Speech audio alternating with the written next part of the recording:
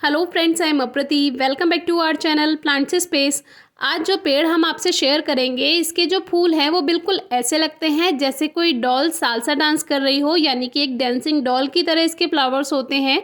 और अगर आप ऐसे पेड़ की तलाश कर रहे हैं जिसकी देखभाल भी ना करनी हो, कोई जानवर उसको नुकसान भी ना पहुंचाए और बहुत कम देखभाल में ये अपने आप ही ग्रोथ करता चला जाए, तो उसके लिए ये बहुत अच्छा पेड़ है। छाया भी देगा और अपने आप ग्रोथ भी करता चला जाएगा। ये है पोंगेमिया पिनाटा, जिसको हम आम भाषा में करंज, पापड़ी या पापड़ा के नाम से भी जानते हैं। लोकल लैंग्वेज में इसको और कई नामों से जाना जाता है।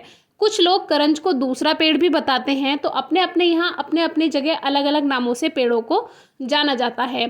तो ये जो पेड़ है, इसमें बहुत खूबसूरत फूल भी आते हैं, जिसके फूल बिल्कुल ऐसे लगते हैं जैसे कि एक डांसिंग डॉल। और इन्हीं फूलों से इस पेड़ पर बीज भी बनता है, और वो बीज कुछ कुछ ऐसा होता है, अगर आपने कनेर का बीज देखा हो, उसको फ्लैट कर दो, बिल्कुल चपटा कर दो, उस तरह का इसका सीड पॉड होता है और उसी के अंदर एक बीज होता है। तो हमारे इस पेड़ पर बीज कई बार बने हैं, लेकिन बंदर उसको खा जाते हैं, रहने ही नहीं देते।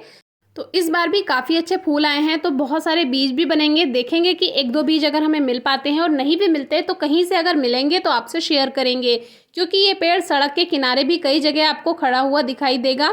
तो ये जो एक फ्लावर है, देख सकते हैं आप, ये बिल्कुल एक डांसिंग डॉल की तरह ही लग रहा है। बिल्कुल ऐसा कि एक गुड़िया ने पिंक और वाइट कलर की ड्रेस पहनी हुई हो और वो डांस कर रही हो। ये जो फूल झड़ते हैं तो ये और भी ज़्यादा प्यारे लगते हैं। वैसे तो यहाँ सफाई हो गई है, अब ज़्यादा फूल गिरे हुए नहीं हैं, लेकिन जब बहुत ज़्यादा फूल यहाँ नीचे गिरे हुए रहते हैं तो सब सफ़ेद ज़मीन हो जाती है। आप देख सकते हैं कि साइड में भी काफ़ी फूल इसके गिरे हुए हैं। तो अभी सफाई हो चुकी है, इसीलिए फ्लावर्स इतने ज़्यादा नीचे झड़े नहीं हैं, लेकिन जब ये पूरा भर जाता है तो बहुत प्यारा लगता है। ये जो पेड़ है फूल भी देता है, बीज भी बनाकर देता है, छाया तो देता ही है, जानवरों से कोई नुकसान नहीं रहता है इसको, और आराम से बिना किसी देखभाल के ग्रोथ करता जाता है। तो अगर आपको छायादार पेड़ चाहिए, उसके लिए ये बेस्ट है। और इसके सीड्स आपको मार्केट से लेने की भी ज़रूरत नहीं है। जंगल के आसपास, सड़क के किनारे इसके पेड़ लगे रहते हैं, उस पर बहुत सारी फलियां बनी रहती है। उनको आप लेकर आइए, सीधे सीधे उसको रेनी सीजन में ग्रो कर दीजिए। और ग्रो करने के लिए कोई स्पेशल केयर नहीं करनी होती, डायरेक्ट आप मिट्टी से कवर कर दीजिए ज़मीन में और हल्की नमी बनाकर रखिए, उसी में ही इसका बीज जर्मिनेट हो जाता है। बाकी 2 साल पहले हमने इस पेड़ पर एक वीडियो भी शेयर की थी, जो कि 21 मई को हमने शेयर किया था। आपको डिस्क्रिप्शन बॉक्स में मिल जाएगी, उसका नंबर हमें याद नहीं, 600 कुछ करके नंबर है उसका, तो वो आपको डिस्क्रिप्शन बॉक्स में मिल जाएगी। उसमें हमने इसका एक माला भी बनाकर देखी थी।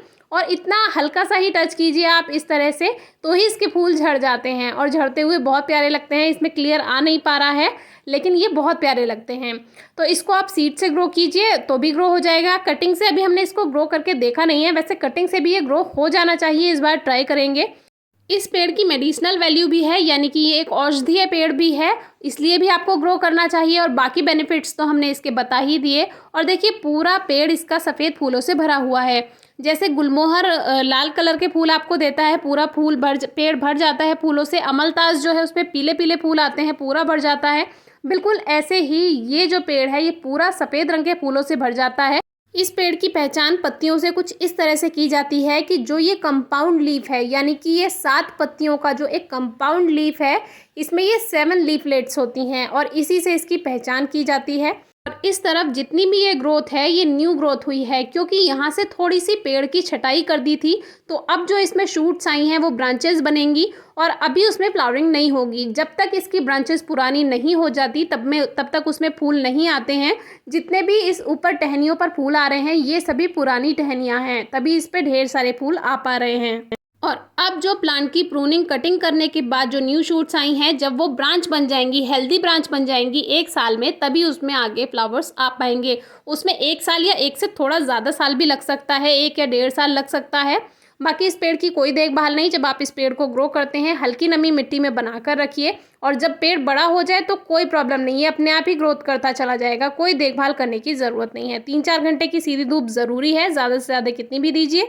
बाकी फर्टिलाइज़र की कोई रिक्वायरमेंट नहीं है, ऐसे ही लगाकर बस पानी का ही ध्यान रखेंगे थोड़ा सा स्टार्टिंग में, तभी अपने आप ग्रोथ करता चला जाएगा। फिर भी कोई क्वेरी है, क्वेश्चन है तो ज़रूर पूछिएगा, और वीडियो कैसी लगी बताइएगा। Thank you.